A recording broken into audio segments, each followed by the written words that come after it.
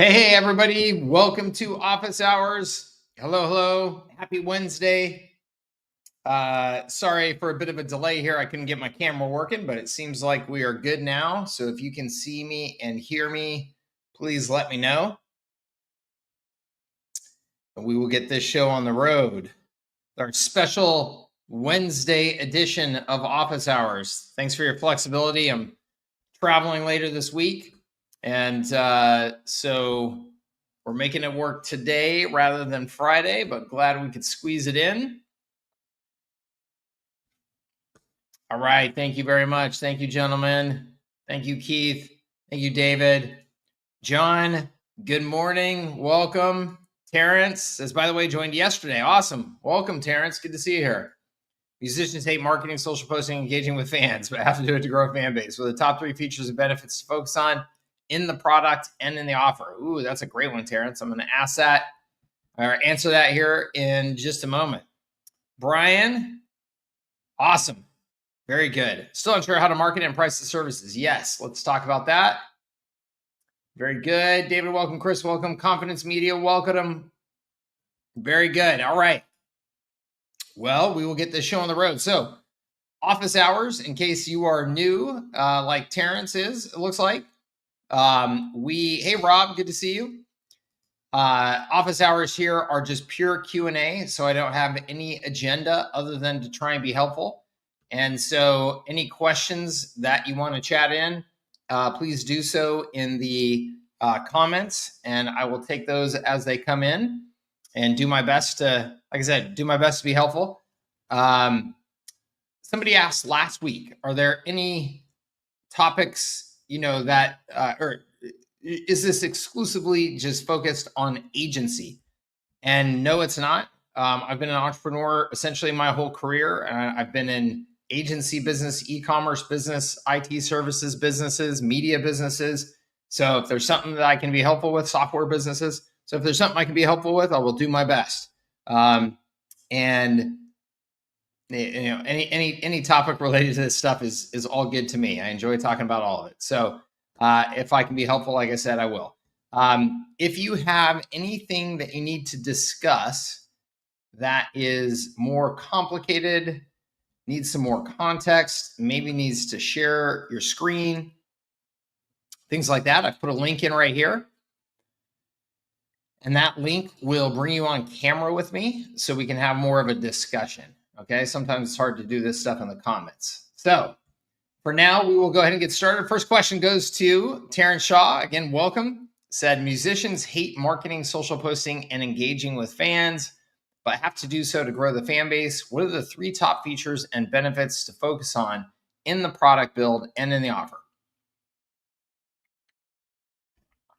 I think, Terrence, not ever having been a musician myself and not having, that perspective, I think I can speak to some extent from somebody, though, who has built communities. And I think that the dynamics are pretty similar in that, one, you want to be able to reach your community. The more that you can reach your community directly instead of relying on other distribution channels, then the more control you have over your income and your career and your destiny, right? And I know as a musician, you've certainly witnessed that over the last 15 years or so, as more and more musicians have taken more direct control of how they interact with their communities, because they don't want to be completely beholden to, whatever record label or Spotify or whatever it is. And so they're realizing, okay, the more that I can control that community and I can send communication to that community directly, the more I can sell my albums, sell my tickets to my concerts, sell merch, things like that. So that, to me, I think particularly for musicians, I think SMS is a really, really fantastic channel. Email could be as well, for sure. I do get email from some musicians that I'm fans of, but I think SMS, where you can, it feels personal. It feels very direct when you get a message from somebody on your phone, when you get a text message. And I think that feeling of closeness and kind of intimacy from the fan perspective is what they're looking for, and what makes a relationship with a musician feel even more special is when they feel like somehow or another I can get inside of that, world that you're in, and feel a little bit of that deeper connection. So with SMS, you could have an SMS list that you are building that's a general list. You could have an SMS list that you're building if you had some sort of like insiders club or something like that, where people got early announcements about musics, concert dates, merchandise, things like that. So you could really maximize that in a number of different ways. I think that to me would be number one. I think that there is some very interesting stuff that is happening and is going to continue to happen related to AI, where you as a musician could build your AI presence, your AI avatar that is you. Though, I mean, for all intents and purposes, it looks, acts, feels like you. Whether that's an actual video representation of you, or it's just audio, or it is just the AI responding to those text messages that people are sending. But I do know, I've seen where there are some businesses that are starting up where they are specifically for musicians, actors, influencers, anybody who's got an audience and relies on that audience for their income. The ability to set up an AI so that your fans can actually, chat with you, and they can feel like I can have a conversation with just you. And again, it's all about that connection and intimacy. And of course, they're having a conversation with the AI. It's not you, but that this, the ability to replicate key features of who you are, how you communicate, what your personality is, how you would respond to things is getting so good and so trainable. And obviously we'll only get more and more so here soon, that you can, use that to, again, create even deeper communication. So with HighLevel has their AI features for chat, for voice, and those will continue to get more and more robust, more and more developed. I think that that's an opportunity for you for sure. I think, website and social presence is critical. Whether we like to do it or not, it's critical. And you can build and maintain a website through HighLevel. You can post on all kinds of different social media platforms through HighLevel. So those are handy tools to help out with. And then the last one I would say, well, actually not the last one I would say, the next one I would say is like e-commerce capability, because there's e-commerce capability built into HighLevel as well. So the ability to sell your merchandise on your website, depending obviously on kind of the level of musician you are, maybe you're selling tickets to some sort of shows as well, that type of thing, directly on your website versus going through, I don't know, a Ticketmaster or something like that. And then I would say the last thing I was going to say would be like the community features of HighLevel. So I know there are all kinds of places where fans gather, and I'm not familiar with musicians enough like to know, are they creating their own communities for fans to gather in versus letting that happen organically kind of in other places, Facebook groups and Reddit and things like that. But you could, build your own community using HighLevel's community features and give a place specifically for your fans to gather that you control. So that's, those are the features to me that jump to mind. And I think obviously depending on where a musician is at in their career, some of those things will be more applicable than others, right? Because if you're earlier in your career and don't have a big fan base, then building a community is not exactly going to work real well, right? Building a community site, because you're going to have a very small number of people in there, and it will feel like, it's crickets. So I don't know how much you guys can hear the cleaning crew in the background. I'm sorry if that is obnoxious. And I can see if I can tone down some of that sound. Let me know if that is a pain in the neck. It should not be here too much longer. So I hope that helps you, Terrence, and welcome again. Let's see here. Brian says, I attended the AI chat workshop this week and found it helpful on the tech side. I'm still unsure how to market and price the service. Any ideas? Yes. So Brian, first of all, if you are in my high leverage agency program, we have just released some new content in there related to the AI chat that I think will be helpful for you. There will be some more sales and marketing content coming soon, but really the AI chat capability, I think a couple of things. So one, it's important to put together a foot in the door offer version of it for most small businesses. So just like a $97 a month price point where you can, just really go, directly at, these are small businesses and they respond to low price offers, and just try and be as direct about that as possible and keep the offer simple, keep the messaging simple, keep the details of how you get signed up and what's involved in the setup and everything like that very simple. So there are layers of complexity in the AI chat service that you could set up for a business. There's a number of things that could really impact that complexity. Like how many knowledge bases are you setting up for them? How many different chat bots are you setting up for them? Things like that. So if you're assuming just like you're setting up one bot, one knowledge base, for a simple small business, it's a quick service restaurant, something like that, then that's a $97 version of that offer. And again, you just want to target with just very simple, direct messaging that is less about the AI and more about the pain points that small business owners experience and how you're going to help them solve those pains, right? So every small business owner feels overwhelmed. Every small business owner realizes that they could be providing better customer service. They could be responding to their opportunities and customer questions and things like that more quickly. And they can't afford it. They can't hire good people. They can't afford to hire good people.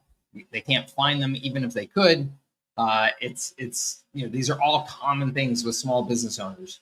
So if you go after that messaging and you then introduce the solution of AI chat that will help you, solve all of those problems without adding crazy costs. It's only $97 a month. That's the most direct pitch. So keep that offer simple, keep the price point down to like that $97 level, make it very direct. That is a very advertisable offer. And that is what I would do. I wouldn't be cold calling to sell this offer. I would be doing ads. I would be doing content, and I would be sending simple newsletter promotions out to everybody on my list. I would be sending good content through my newsletter out to everybody on my list that is about AI chat and the capabilities of it and the benefits of it, and then making the offer to support that.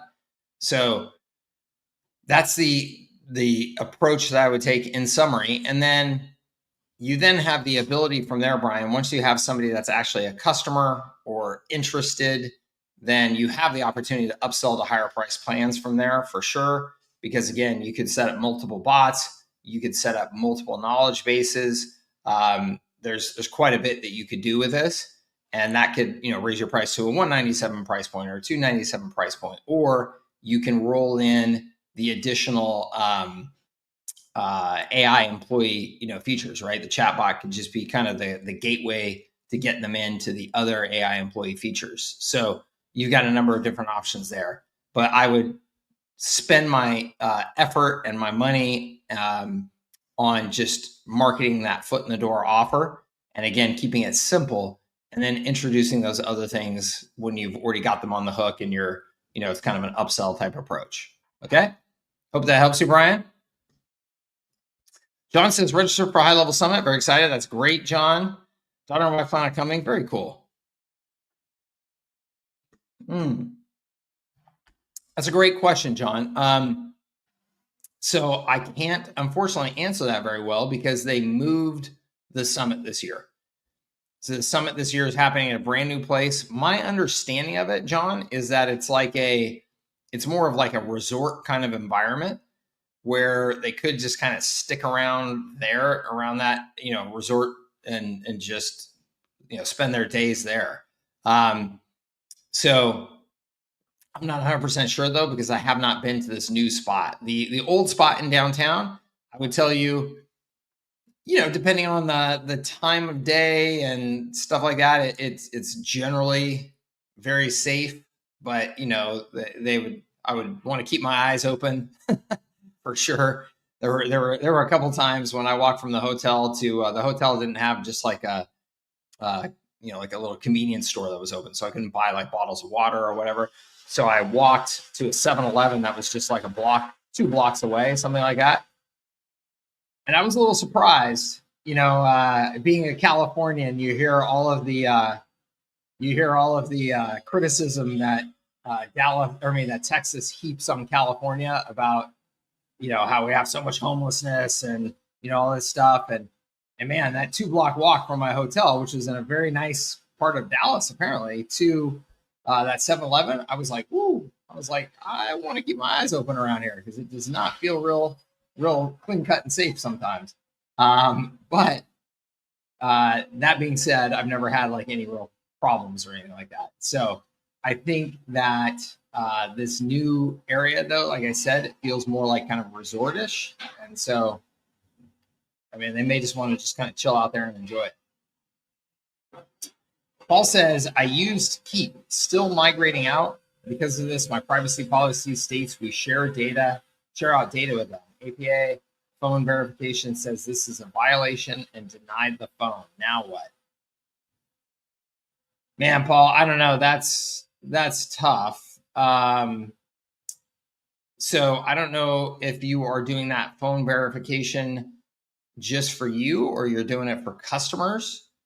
If you're doing it just for you, I would just not worry about getting your phone set up through, I'm assuming this must be for customers, right? Because and Paul, there you are. I see you back there. Hey, how's it going? Want to just give me a little bit more detail about that? And Paul, there you are. I see you back there. Yep. Hey, how's it going? Good, thanks. I think you need to. Yeah, so first we're just setting up. Yep. How's it going? Good, thanks. First, I'm just trying to set it up for our agency. Okay. You kind of get the feel of how everything works. And in doing that, we did everything. It's all legit. And they came back and they said, oh, well, you say that you share data. I go, well, yeah, we do. We share it with this system and this system. And they so HighLevel came back and said, well, since it's the SaaS that you are using, then you're not sharing it. I'm like, well, it's leaving my system and going somewhere else. Yeah. Legally, that is sharing. And they said, well, you just have to, you need to change your policy and not state that you share. It's not like I'm selling the data, which I think is the big issue, but yeah. Yeah. I'm no lawyer, Paul, but I would agree with them. Here, I'm going to mute you. I'm no lawyer, but I would agree with them in that what I would do is I would update my policy and say I don't share data. I think that the intent behind the policy is more like what you were indicating. Like, are you sharing data? Are you, are you selling data? Are you doing that with multiple vendors? Do you have like a business approach of using that data to monetize with other providers, things like that? That would be to me, you need to have something saying that you're sharing your data. Again, I'm not a lawyer, but doing what you're doing, especially since it's a temporary situation where you're doing it just to migrate, customers over between systems over a period of time, I personally would not have that in my policy, that I'm sharing data, and I would do what I needed to do to make sure I was getting everything set up properly. Again, I'm not a lawyer. Are you doing that with multiple vendors? Do you have like approach? Sorry, so I'm catching up.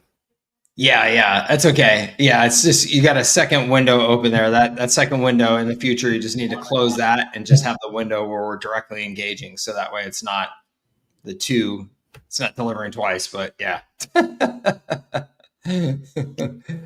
But I hope that helps. I know obviously that's a judgment call you're going to have to make. But my non-legal background. That's okay. Yeah, it's just you got a second window open there. Paul, I'm going to go ahead and remove you and mute you, just so you know. But I hope that answer works for you, and I'll chat with you as well here more if you need anything else on that. Sorry about that.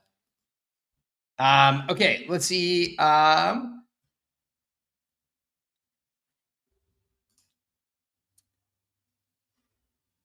Oh, got it. Yeah. I got you. Cool. Yeah, I mean, I feel like Dallas is generally like it's a safe area, but it's also it's a big city, John. Like it's pretty spread out, and so my guess is that they're going to want to Uber quite a bit. Hello, Travis. Good day, sir. How big does an agency need to be before considering for a roll-up? Any difference for strategic versus financial buyer? Yeah, great questions, Travis. So it's interesting. I think that what you're going to see is that there's going to be a lot of activity in the, let's say, $2 to $5 million revenue range. So I think that once the agency has gotten to that point, especially, let me clarify, especially if it is recurring revenue based on the kind of approach that I teach. So you are delivering a system to your customers. You're not doing a bunch of time and talent services. You've got recurring businesses are paying you $497 a month, $697 a month, whatever it is. They're primarily getting value from the technology and the campaign structure and workflow structure and AI and stuff that you've built on top of that technology, rather than from time and talent from you and your team. So it's recurring revenue like that. In that $2 to $5 million range of revenue per year, you're going to see, I think, a lot of activity. That is a big enough business that there is some nice benefit to me buying $3 million in revenue and cobbling that together, multiple times over and over again. So now I have 50 million, and then I have 75 million, right? As somebody doing the roll up, that starts to get really attractive to me. If you are under $1 million, you're going to have a hard time being attractive to any sort of strategic buyer. And even under a couple of million, I think you're going to have a hard time being very attractive at all to any sort of strategic buyer. You are, 1 million to 2 million, or 500,000 to 2 million.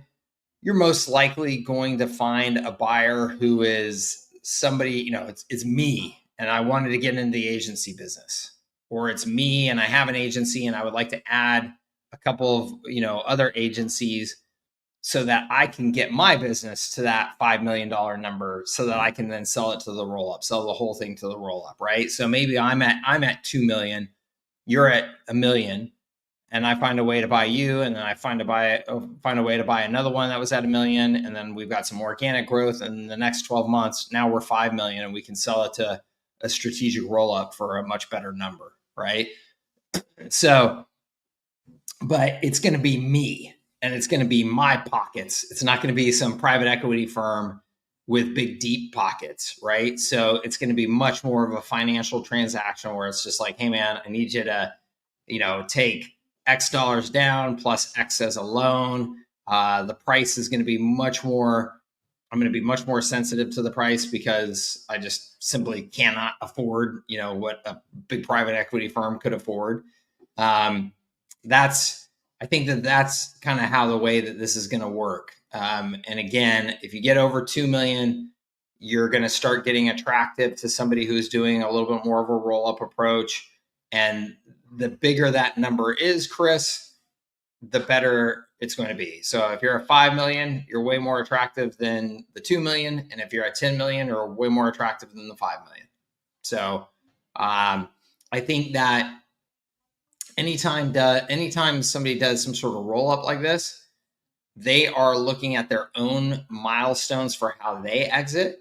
And so typically, once you get to around $100 million, you start to get totally different valuations and options and things like that. So as a private equity firm, they're going to probably look at, okay, how do we cobble on enough of these to get to 50 million?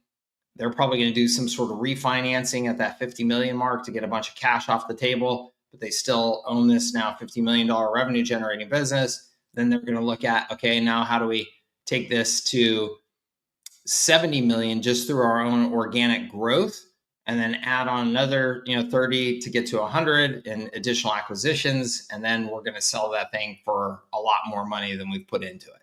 So that's kind of the playbook that I would see is going to happen. And so anything in that 2 million and above, I think you start to actually get more serious attention from a strategic buyer. Chris says, I'm new to the marketing space. I hear you talking about we're not an agency, but a service. When choosing a business name, are you finding it best to put agency or service marketing in the name? Such and such agency or such and such marketing? Chris, I know this is a bad answer, probably what you don't want to hear, but I really don't think it matters at all. The distinction between agency and whatever you want to call it, what I call it, a marketing systems provider, is really that's messaging for you. I would say that's messaging primarily for you to get you to understand that there is a better model than the typical agency model. So that's the reason I stress that so much. The majority of the world hears the word marketing agency and they go, oh, okay, you help me with my marketing. Cool. Like, they're not so hung up on the details of your business model.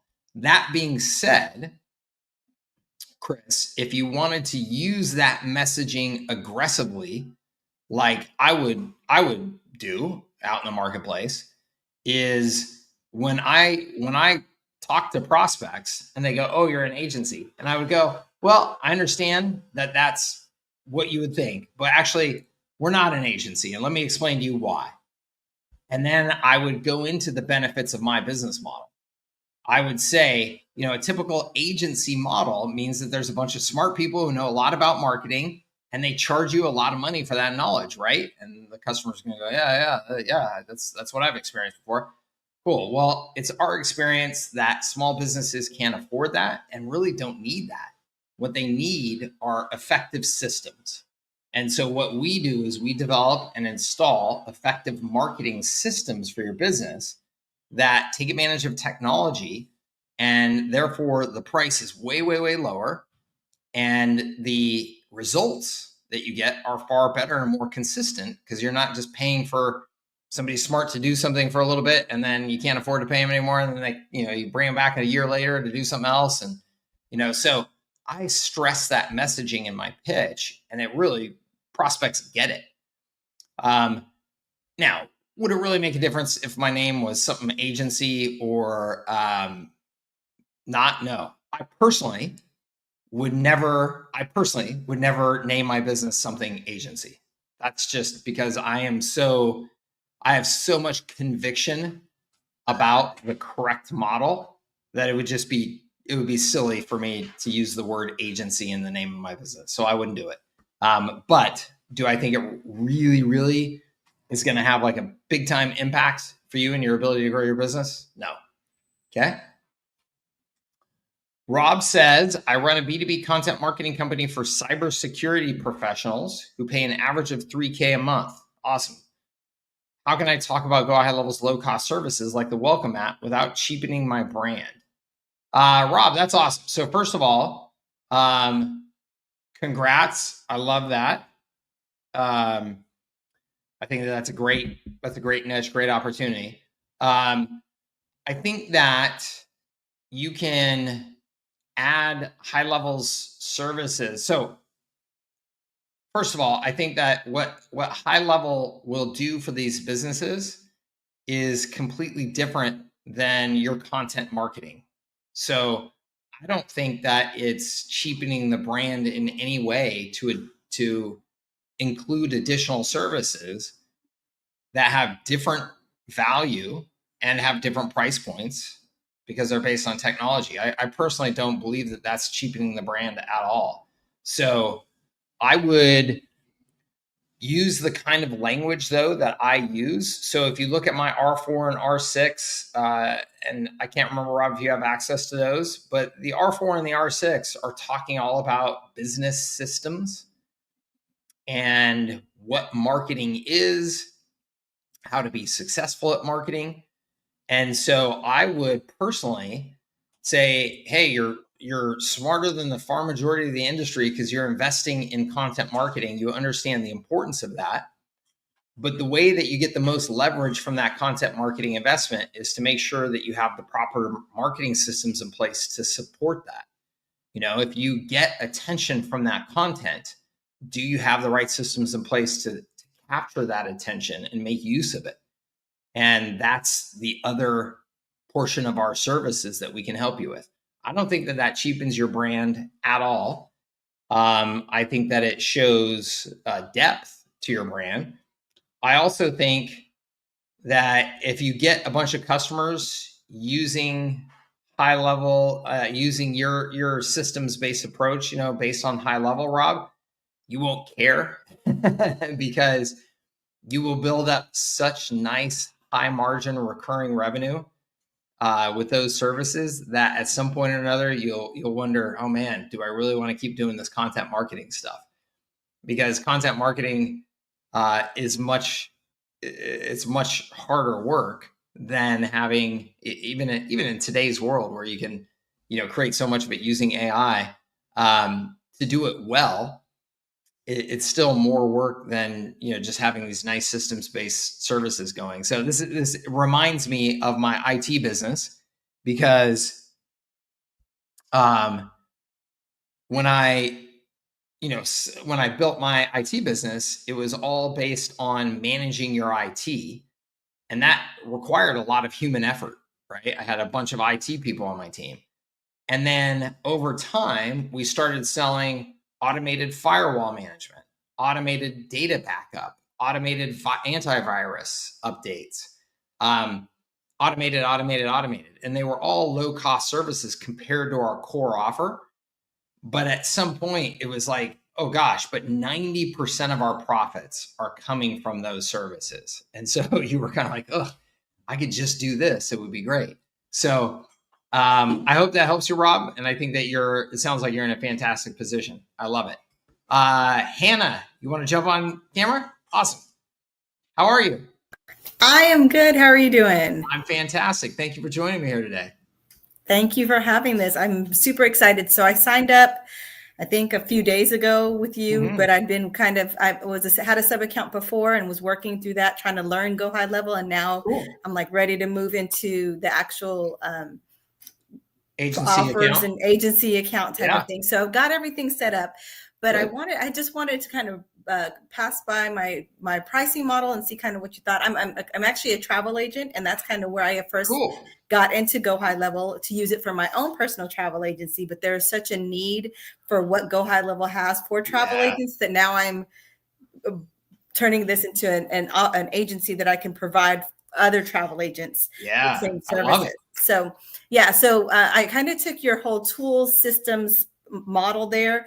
And my first price point is just a $97. It basically gives them the tools with some basic automation. So yeah, you have the messaging text back, you have the calendar reminders, you have the basic, nurture lead where it just delivers their lead magnet or whatever it is. And that's kind of set at the $97 price point. And then I have the next level is at $197, but then it has more of the customized travel agency verbiage and things like that. From my experiences, workflows and automations, that's included in that. And then the third level is at $397 with $1,000 setup fee, because I'm helping them with their whole DNS and just the setup, not like we're not building customized automations. They still get the automations that I have on the premium level. They just don't have to do the setup, and then they get AI employee included as their that. So that's kind of what I'm thinking. Just kind of wanted to see if that rings, as a good starting point. Obviously I can tweak as I go, but that's kind of what I'm I think it sounds great. Generally speaking, I like that you are. So my understanding of the travel agent industry, and correct me if I'm wrong, but I would think that the majority of them that you're selling to are probably like independent, they're kind of like work from home. They're a single small solopreneurs mostly. Yes. Cool. So I think it's important that you're going to be on the lower price points. And I think it's important that in those packages that you stress just like very fundamental needs that I need a website that makes me look good, look professional. I need a way of people contacting me, booking time on my calendar, whatever it is, so that I can just help, convert any attention that I'm getting into business and follow up with leads effectively. So I think it is just like those really core features. I do love, I think AI employee for that market is fantastic. For every small business essentially. So I do like that you do your best to get people into that as early as possible. So I might suggest that you consider putting one of the capabilities into the lower tier plan. So like the AI chat, into the lower tier plan. Yeah. So do you mind if I share my screen just so you can see the thing? For it. Okay. Yeah. Let me just so you can see kind of what I have. Share screen sharing. Okay. Yes. Okay. Let me make sure I'm. This is my first time doing it on this one, so let me share this one. Sure. There we go. Can you see that? My pricing model there? Okay, so basically, so the essentials does include the AI that 97 plan includes the AI chatbot. Good. Is part of it, and then like I said, the basic pipeline automations, and then it's got some credit usage for the SMS, AI, things like that. The premium has the AI chatbot, but then of course the automations are a bit more robust and more customized to the travel industry versus just a plugin, and they're all going to be plug and play built in the snapshot.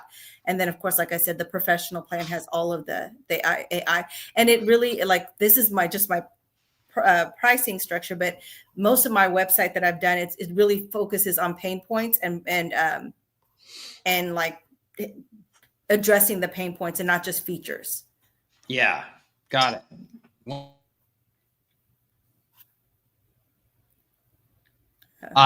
So I think that maybe you could, there we go. I think that this looks great. I like that you're getting that AI chat widget in early.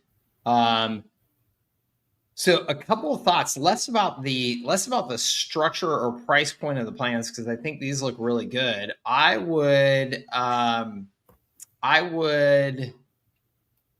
consider adding more credit to those upper two plans. Okay. To really incentivize. So like they're paying twice as much for the premium versus essentials, and you're giving them twice as much credit. But if you wanted to like really give more incentive to sign up for that, you could give more credit. And I think that would be compelling. And I think the thing for you to consider, and for everybody to consider, when you keep in mind the experience of the customer, as well as your control of your margins when you give these credits. Okay. So what I mean by that is if I am the customer, and let's just say that you gave me no usage credits. Okay. So it's $97 a month, but immediately I would then have to start paying more to use the system. Like, so I would pay my $97, but then the second I start doing anything, I'm getting billed more. It's not a very good customer experience. Versus if you give me enough credits that I use the system and I'm experiencing it, I'm seeing the benefits, and then, oh, I do need to pay some more because I'm using the heck out of it, and that's great. Right? It's a much better customer experience. And in those credits, you have complete control over the margins on those credits. So they're seeing, let's say, a $50 credit. That sounds very attractive to them. $50 is much more than $20, right? But the margins that you have on those credits are totally up to your control. So you could have 67, 70% margins on those credits because you've marked up the services. So even though you're giving them credit to a very large degree, like this is just all 100% in your favor. Like you're really in control of how much this is costing you. It doesn't have to cost you very much to give that kind of credit. And in fact, one of the things that I would challenge people to consider doing is doing a plan where it's like it's $97 and you get $97 of credits, right? And the reason why is because, again, you could have 75% margins on those credits. And so it's costing you very, very little to provide that, but the customer experience is totally different. It's like, oh, I get to use this thing for the $97 that I'm paying versus I signed up. I thought I was paying 197 or 97 with you. And now in my first month, I actually spent 300. And that was not what I was planning on at all. Right. So that's one thing that I would suggest that you consider is really ramping up those credits on the next two levels. Once you have somebody signed up on those plans, all you want, everybody listen to this. All you want is for them to be using the heck out of it.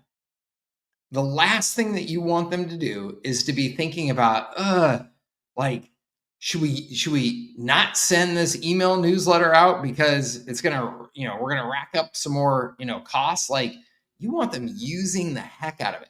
At some point, yes, they will rack up additional costs. If they're using it that much, that's fantastic because they're using it and they're seeing the benefits of it. And so they're going to be happily investing in that, right? But you want to delay that moment as long as possible so that they are fully convinced in the value of what you're providing to them before they start seeing additional bills. Does that make sense?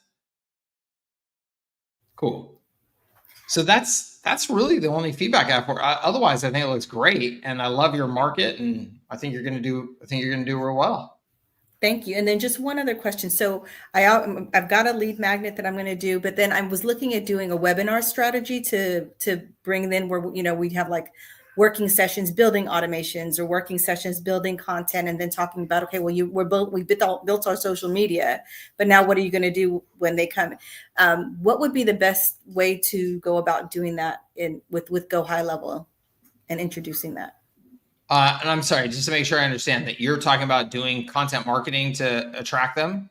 Well, no, I'm going to do just like, because one of the things that travel agents, we always have everybody pushes, content, go out there. And I mean, that's what you hear everywhere. Yeah. My whole thing with my agency is that going from content to client. So, you've got all this content that you're building, but you don't have the systems in place to turn them into paying clients. So one of the things that I was thinking is, what if we did co-working sessions where we're working on our social media for the month, and then, okay, now that you've got your social media done for the month, how are you going to post it up there? Well, here's the social planner. How are we going to make sure you've got the follow-up? Well, let me introduce you to Go High Level for the last 10 minutes as a kind of a lead magnet way of getting them in there and showing them that demo. Okay, cool. So what I would do is before introducing Go High Level, I would introduce what are the strategies for converting attention into, somebody who's actually on your list and showing interest in buying from you. So what are the tools, techniques, strategies that allow you to do that? So let's say you post a piece of content And then that piece of content goes to a landing page. And a landing page is something that's very specifically set up to get somebody who's interested in converting into the next step, giving you their contact information.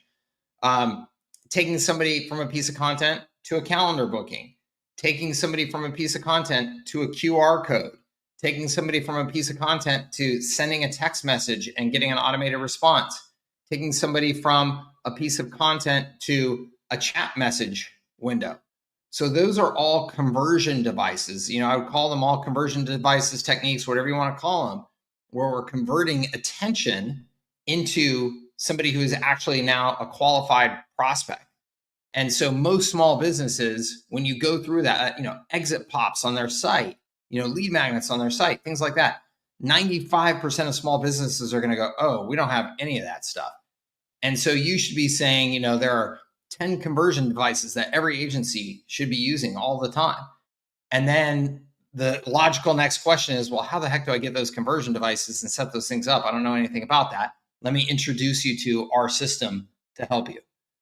So that I would just squeeze that in between there to act as the bridge.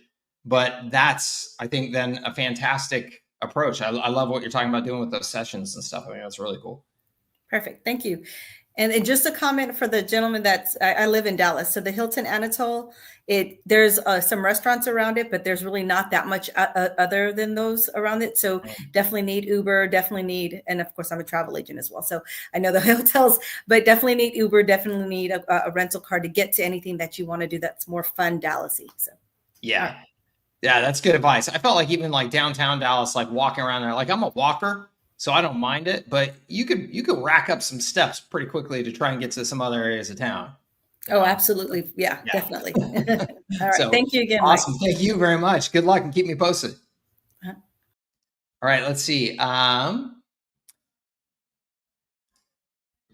right, Mike, I'm new to your channel. I discovered this Aspreneur thing last year and I was blown away by the idea. I'm 23 years old and want to become a marketer. How can I launch my Go HighLevel sub account offer? Awesome. Congratulations on your ambition and drive. I love it. I love seeing young entrepreneurs getting after it. How can I launch my Go HighLevel sub account offer? Well, so what I would recommend is what I recommend to everybody is that you are not focused on offering high level, that instead you are focused on offering a marketing system to a specific niche. Okay. So let's just say you are going to work with chiropractors. Okay. I would say, I would market a system for chiropractic growth, right? A marketing system for chiropractic growth. And that system would be what you have set up, taking advantage of HighLevel's tools, but also layering on workflows, campaigns, configuration of the system so that it's ideal for chiropractors to use. That could be the custom values that are in there. That could be modifications to the fields and the information that you're capturing inside of the CRM. That could be campaigns that you've designed that are all about how to, get somebody to book an appointment. Most small businesses do not want to actually work. Awesome. Work with coaches and consultants. Cool. Awesome. I love that. So most small businesses, coaches and consultants, as an example, they want to be busy doing coaching and consulting. They do not want to have to sit down and learn how to use marketing tools and spend hours every day using marketing tools. So instead of marketing the HighLevel sub account, instead of marketing the tools, market a system that you are setting up for them so that you're taking away the need for them to have to invest too much in learning and using the tools themselves, right? So that's my approach. That's the approach that I would recommend. That's the approach that I teach. And you will find content online from me where I talk about the 3 different types of small business buyers: tools buyers, systems buyers, and agency buyers. Tools buyers are like me. I am a marketer. I am a professional marketer and entrepreneur. I want to sit down with the tools and understand and use the tools. Okay. I will make the investment to do that because it's so critical to my business, versus a plumber is not interested in learning a bunch of marketing tools. A plumber wants to be out doing plumbing jobs and then wants to go play softball and drink beer, right? That's what plumbers do. And of course, I'm stereotyping there, but you just got to understand like the mindset of that buyer. It's usually kind of a blue collar guy that is like, yeah, I don't want anything to do with any of this fancy technology stuff. So if you're trying to sell them tools, that's a terrible pitch. Versus if you sell them, we have this turnkey marketing system for plumbers. You don't have to worry about any of this technology stuff. We do all of that for you. We've set it up for you. We've optimized it for you. That's a much more compelling pitch. And that is the systems buyer right there in the middle. That is the far majority of the small business market. And that's who you want to go after. And that's who you want to design your offer for. Okay. I have a 35-year-old surf company, Chainsaw Erickson. First of all, I freaking love your name.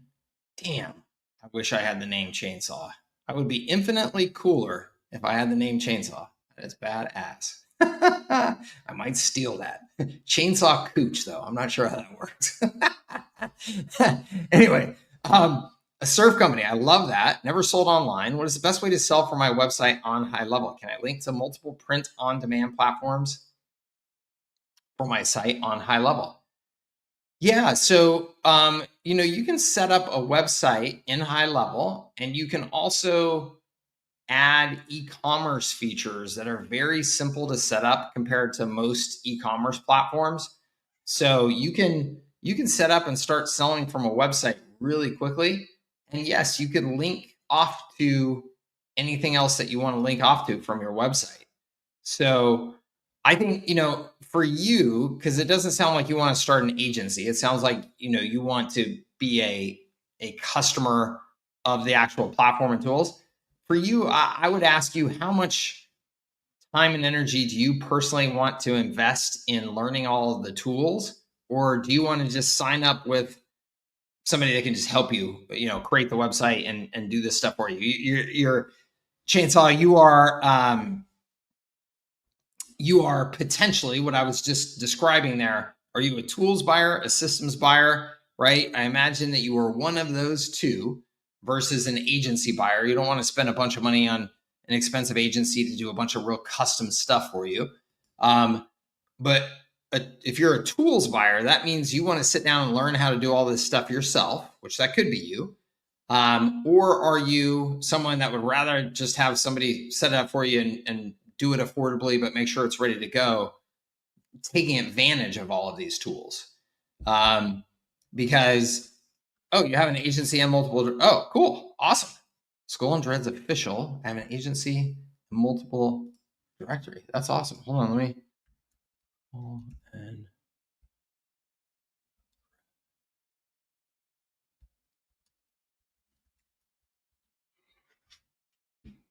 Church official.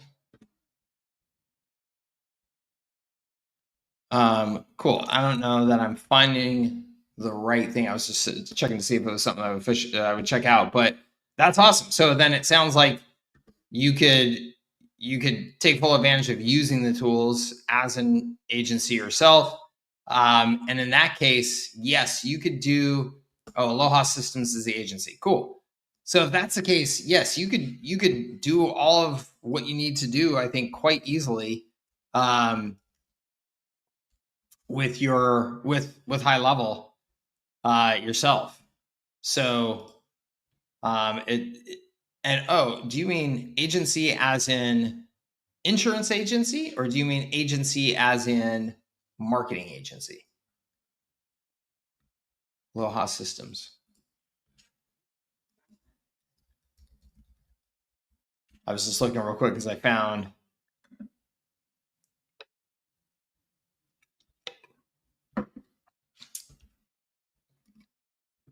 marketing agency. Okay, cool. Well then, yeah, you can sign up for an agency account in HighLevel and actually use it and learn to use it. So yes, I think that you can do everything that you want to do or need to do in HighLevel, because it's got It's got pretty sophisticated e-commerce capabilities now. I haven't played with them enough to know, like, if I would say, if somebody had a really complex e-commerce environment with tons and tons of different products and stuff like that, would I still say you probably need Shopify? That's probably the case, but I know that HighLevel is doing everything that they can to be a Shopify replacement.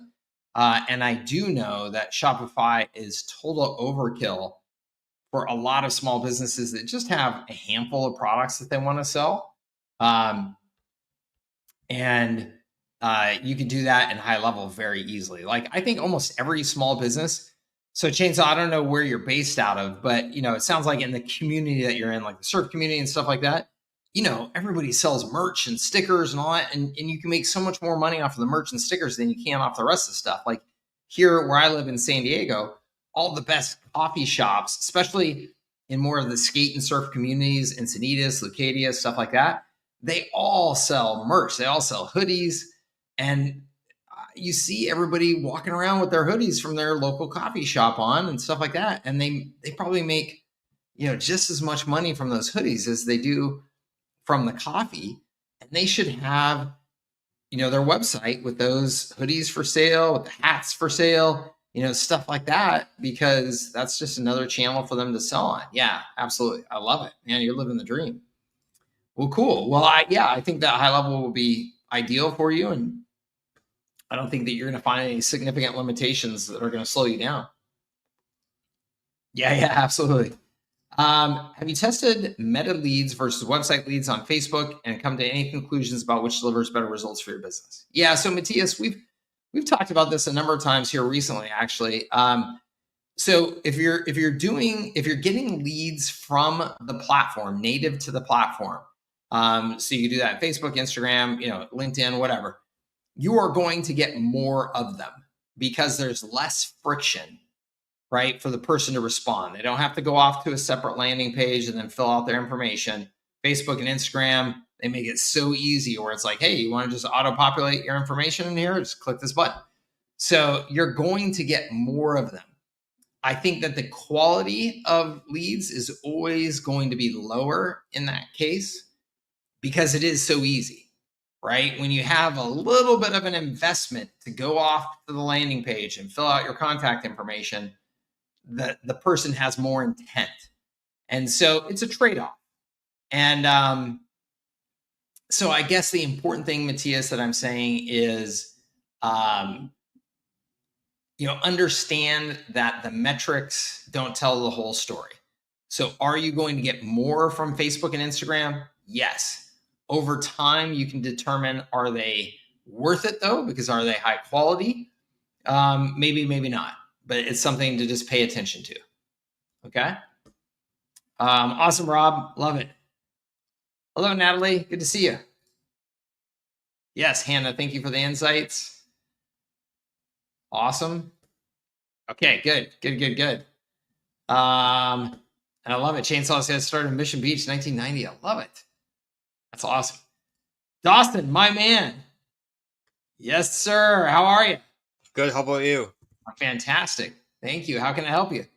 Update my I went to a networking event and they have a pottery studio and they want to feature me for September. Yeah, they want to have my photos up in the gallery, so I'm just going to make sure I have a display there, and nice. I can make some sales while I'm not there, so it's kind of like automatic, more or less.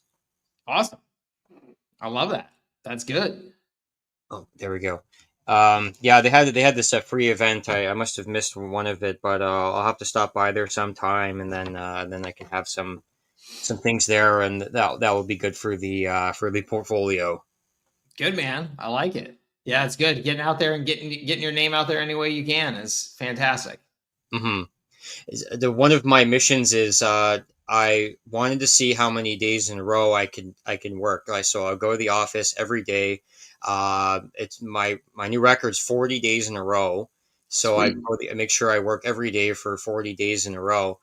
I was wondering what was your record for most days in a row, and is there a point of efficiency or energy use that was rather helpful then? Yeah. I mean, it's a good question. I've honestly never tracked that for most days in a row. I can tell you that I would say when I built my IT services company, Everon in particular, and then I built Kutenda while I still had Everon.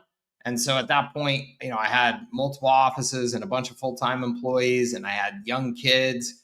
I don't think I ever took an entire day off in 8 years or so. And I'm not saying that to brag. I'm not saying that Yeah, that's necessarily good. I'm just saying that was probably the case. Now, to be clear though, I'm not saying I worked full-time days. of course, yeah. But every day did I do some work? Did I spend an hour and a half, 2 hours every Saturday, every Sunday, at least doing some work? Mm-hmm.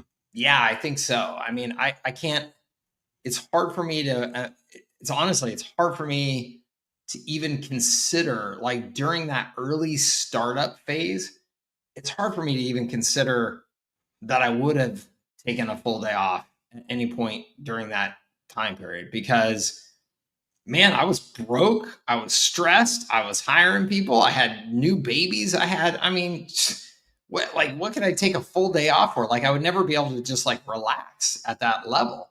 I know Bill Gates said he didn't take a day off in the 80s.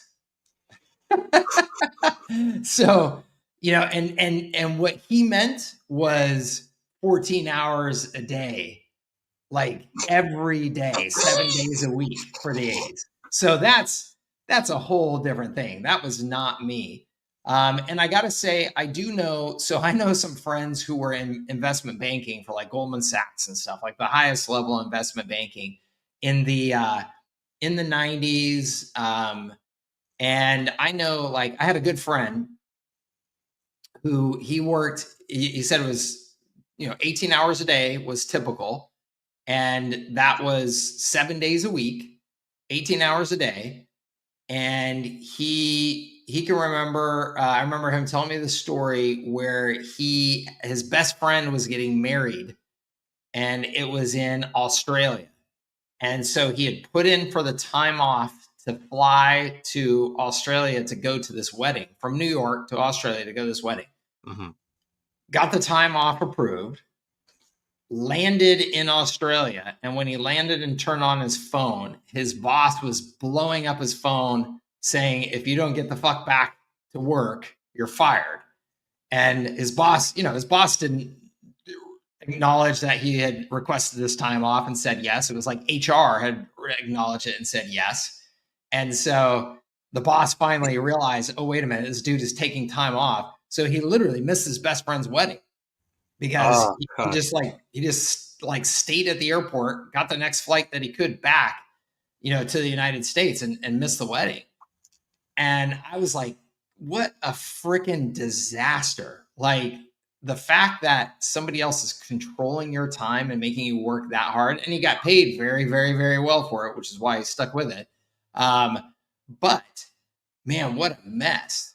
So, I think that there's a lot of value in hard work, and I think that there's a lot of value in consistency. Mm-hmm. And I wouldn't ever tell anybody it's wrong to work every day. Like, to me, I get it, man. Like, I would, working every day, at least like a couple hours a day or something like that, to make sure that I'm kind of getting ahead and feeling good and feeling ahead. I totally get it. And then I would say it's important to evaluate to make sure that you're staying healthy and that you are also investing in the other things that are important to you, personally, because I think, there's only so much importance you can put on your business, right? There's other things to life. But that's an individual judgment call. So, wow.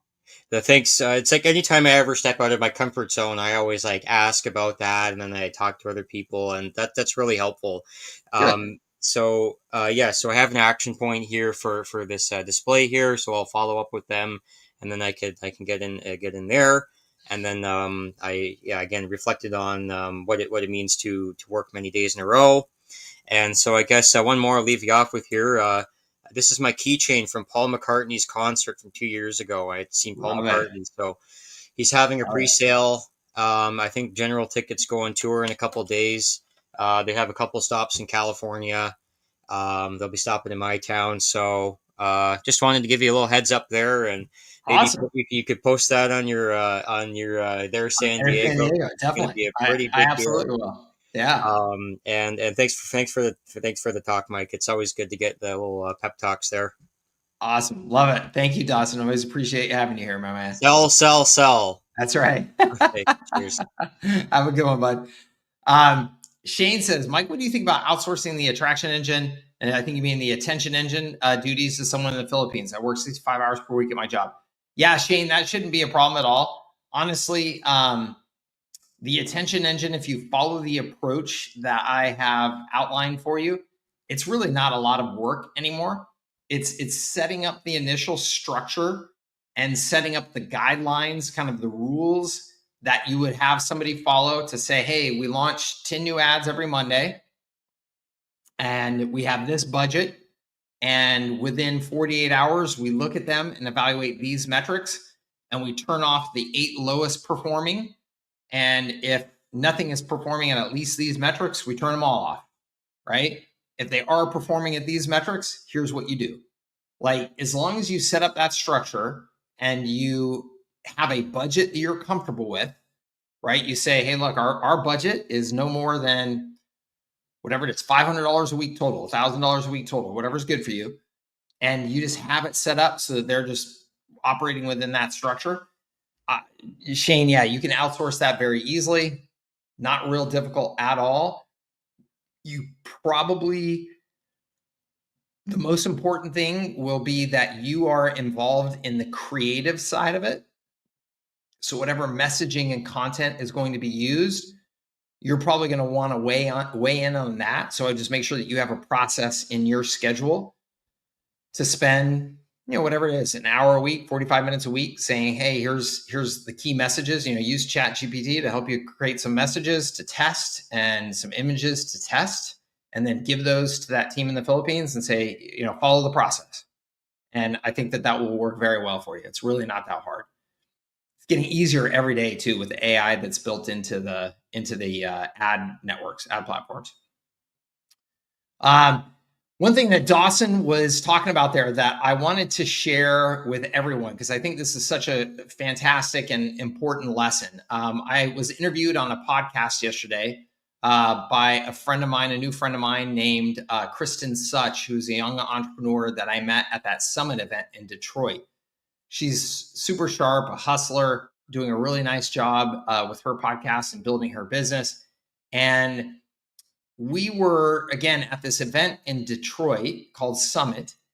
And one of the things that happened that you could clearly see at this event and after the event is there's this gentleman that was there, Joe, who is a fantastic networker. And you can tell, like, he approaches networking and the follow-up to networking as like a core part of his existence for his business. And I think personally. So he is just doing a remarkable job of in this online community for that event that we went to in Detroit. There's 1,500, entrepreneurs and successful people in that community. He's posting content in there all the time. He's inviting people to things all the time, posting pictures that he took with people, selfies that he took with people at the event all the time. And he is following up with all kinds of relationships and connecting more and more with people based off of that initial few-day event that we did in Detroit. He is by far and away maximizing that versus anybody else that went to the event. So I was talking to her while I was doing this podcast, and she was saying that she did a call with him afterwards and said, hey, look, you're fantastic at this.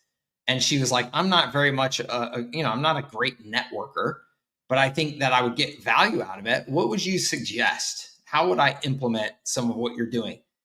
And his advice to her, and I think that this is fantastic advice. His advice to her was that every single day, you go out in public somewhere and just make it a habit that anytime that you are out in public, you talk to somebody you don't know. And that could be as simple as, hey, a good day. I really like your shoes. Where did you get those? Whatever it is, just anything to initiate contact with a new human being every single time that you're out in public. And so she has started doing that just over the last few weeks. And she was like just raving about how much that has impacted her life already just in the last few weeks, saying that she's gotten multiple business opportunities, a new customer. She's, met people who have asked her out on dates. She's made some new friends. She's also had a lot of people look at her funny and not respond to her. And she's like, that's cool too. I'm building up my, resistance or my resilience to getting rejected. I think that is such a fantastic. Dawson is talking about how he's getting out of his comfort zone and just going to these events and just meeting people and, talking about his business and connecting with people. It's such a simple thing. And just like all simple things that are good for you, it's very simple not to do them as well, right? It's very simple to go out and make sure you're getting a walk in every day and doing some push-ups and stuff like that. And it's really simple not to do those things. But the long-term impact of those is really incredible. And so I would recommend to all of you, and to me as well, but to all of you, and especially those of you who are in the early stages and you're like, man, how do I get some sales going? How do I just get some momentum? Just make a point that every time you go out, just connect with somebody new. And don't just connect and then go right into your pitch, right? Don't make it all about that. Just authentically try to connect to someone, be interested in them, ask questions, be curious about them. And some of that is going to go someplace and a lot of it's going to go nowhere, and that's okay. You're building up that muscle of just connecting with people. And I think that's going to help in the in-person networking, but I really think it's going to help with content creation and stuff as well. For those of you who maybe are a little bit shy in getting on camera and talking to a camera to create content, things like that. I think that, again, just building up these muscles of connecting with people, getting comfortable with the fact that some people are going to look at you funny and tell you to get lost or just ignore you or whatever. Like that psychological stuff, those little psychological things make a big impact every day in our lives. And I think that it's just a great muscle to flex and do it regularly. So I hope that helps you. It was cool to see her excitement because it really had an impact on her and her business already. Okay. On that note, I'm going to sign off. I don't see any other questions in the comments. So I'm going to wish you guys a happy Wednesday and a happy rest of your week. I am off on a California road trip. I rented a Sprinter van, a camper van and stuff like that. And we are heading up the coast and doing some fun stuff and going to Sequoia National Park and Carmel and all this stuff. So I'm excited. I also got Starlink. Speaking of Dawson working every day, I also got Starlink for the camper. So I'm going to have high-speed internet access anywhere we go as well. So I can get some stuff done, work for a couple hours a day, probably not more than that. And the rest of the time, just enjoy it. And I'm looking forward to it. I hope you have a great rest of your week and weekend. And next Friday, we will be back for our regularly scheduled office hours time. Okay. Thank you, everyone. Awesome. Thank you, Vegas Deb. Appreciate it. Thank you, John. You have an awesome week as well. And we will see you guys hopefully on a future office hours call. If in between these calls, there's anything that we can help you with, please make sure you are in our online community, post it in our online community. Myself and my team are in there, and we will make sure that we're responding to your questions there to try and give you a hand. Okay? Take care. We'll talk to you guys real soon. Bye-bye.